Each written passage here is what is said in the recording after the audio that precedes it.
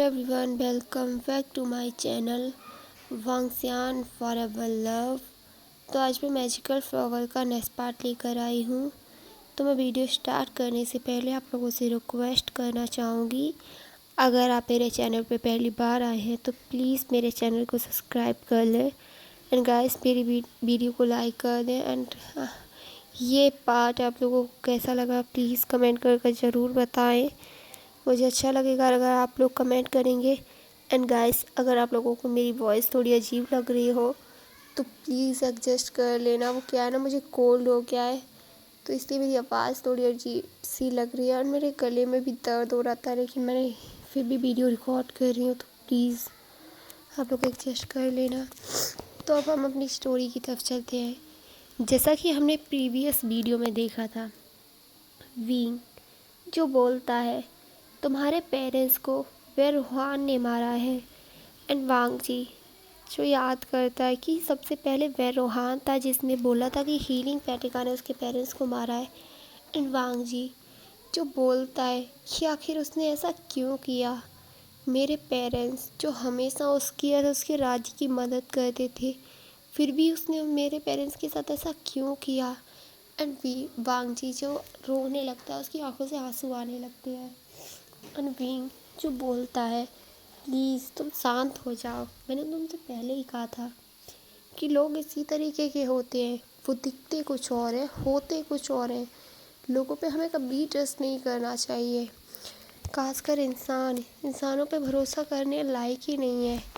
Wing जब वांग जी को हक करता है ना, उसके सर पे हाथ फिराने लगता है और थोड़ी देर बाद भी वांग जी जो शांत हो जाता है। एंड विंग वांग जी को लेकर अपने केव में जाता है। वो लोग केव में बैठे हुए थे एंड वांग जी जो कुछ सोचे जा रहा था। एंड विंग जो बोलता है तुम क्या सोच रहे हो, तुम्हें तुम्हारे पेरेंट्स के बारे में पता चल गया है ना, अब तुम्हें तुम्हारे घर जाना चाहिए। अगर किसी ने तुम्हें हीलिंग की तरफ देखा तो लोग समझेंगे मैंने तुम्हें अगवा कर लिया है। एंड वांग जी जब ये सुनता है तो बोलता है कि नहीं, मैं अभी नहीं जाना चाहता, मैं वीर रोहान से मेरे पेरेंट्स की डेथ का बदला लेना चाहता हूँ। मैंने सुनकर वीर जो बोलता है क्या तुम बदला लेना चाहते हो, पर मुझे तो ऐसा नहीं लगता कि तुम किसी को हार्म करना चाहते हो। तुमने एक लड़की की जान बचाने के लिए खुद की जान को खतरे में डाल दिया और तुम किसी की जान लेने की बात कर रहे हो। एंड वांग जी जो बोलता है मैं उसे जान से मारना नहीं चाहता, लेकिन मैं उसे बर्बाद करना चाहता हूँ।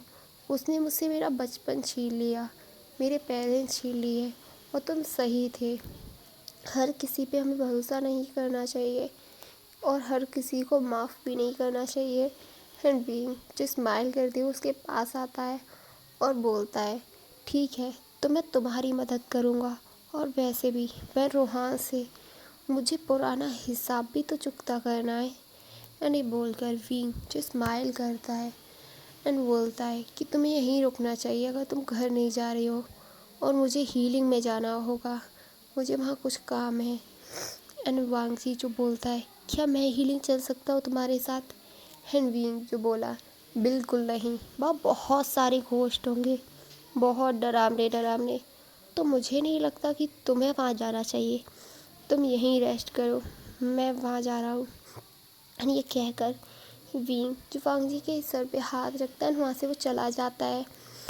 एंड अब हम विंग के पैलेस का सीन देखते हैं। विंग जो अपने रूम में था एंड वो पहले की तरह ही मेडिटेशन कर रहा था। एंड वहाँ पे जो एक तलवार अपेयर होती है, जिस तलवार के चारों तरफ रेड एंड ब्लैक कलर की रोशनी हो रखी थी।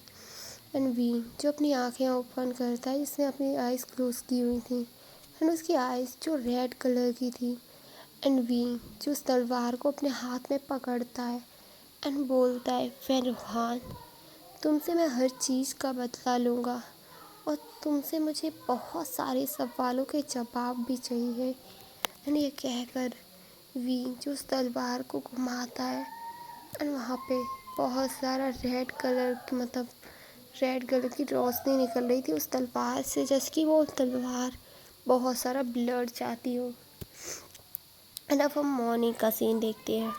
मॉर्निंग में वांग जी तो उस माउंटेन पे टहल रहा था इधर से उधर, एंड वो विंग का वेट कर रहा था। एंड विंग जो वहाँ आता है एंड वांग जी को वो तलवार दिखाता है, एंड वांग जी जो बोलता है ये क्या है, एंड विंग ये बोलता है इस तलवार से हम बड़ी से बड़ी ताकत को कंट्रोल कर सकते हैं, ख़त्म कर सकते हैं, और मैं ये तलवार तुम्हें देना चाहता हूँ क्योंकि मैं जानता हूँ वह रोहान जो काले जादू का इस्तेमाल करता है, और हो सकता है वो तुम्हें भी हार्म करेगा जब मैं उससे अटैक करूँगा तो।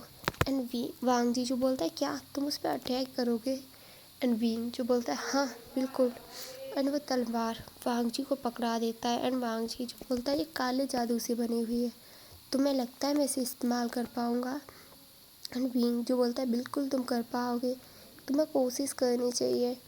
एंड वांग जी जो उस तलवार को ले लेता है, एंड विंग जो अपनी आइज़ क्लोज करता है वो हवा में फ्लाइंग करने लगता है, एंड उसके आसपास बहुत सारा ब्लैक स्मोक इकट्ठा होने लगता है, एंड उसमें बहुत सारी घोस्ट अपेयर हो रहे थे, एंड बहुत सारे मॉन्स्टर, एंड उस काले धुएं से एक बहुत बड़ा मॉन्स्टर बन गया था। एंड विंग जो उन्हें आदेश देता है और बोलता है जाओ और जाकर वैन रोहान के राज्य को पूरी तरीके से बर्बाद कर दो। एंड वो इनकी इतना कहते हैं वो सारा स्मोक जो वैन राज्य की तरफ निकल जाता है, एंड थोड़ी ही देर में वैन राज्य का हम सीन देखते हैं। वहाँ पे उस ब्लैक स्मोक ने अफरा तफरी मचा दी थी, एंड पूरे राज्य को जो काले अंधेरे ने घेर लिया था, एंड वहाँ पे सूरज की रोशनी वो तो बिल्कुल करके पहुँच ही नहीं रही थी, एंड वहाँ पे लोगों को मार रहा था वो ब्लैक स्मोक, एंड खासकर वैन रोहान से जुड़े हुए लोगों को, एंड वो कुछ लोगों को छोड़ दे जा रही थी जो निर्दोष से, मतलब जैसे लेडीज़ एंड बच्चे, एंड बाकी वो सबको ब्लैक स्मोक अपने कब्जे में लिया जा रहा था। एंड वैन रोहान जब ये देखता है तो वो समझ जाता है कि ये सब हीलिंग पैटिका ने किया है, एंड वैन रोहान जो वहाँ से अपने महल में भाग अंदर जाता है, वहाँ से वो कुछ लेकर आता है, वहाँ से वो मैजिक करता है ना, वो अपने बेटों के साथ वहाँ से अफेयर होता है ना, वो पे हीलिंग की पहाड़ियों के ऊपर आ जाता है। एंड विंग जब उसे वहाँ देखता है तो स्माइल करता है और बोलता है कि मुझे लगा ही था कि तुम यहाँ ज़रूर आओगे, और वैसे तुम अपने राज्य को और अपने लोगों को ऐसा कैसे छोड़ दिया।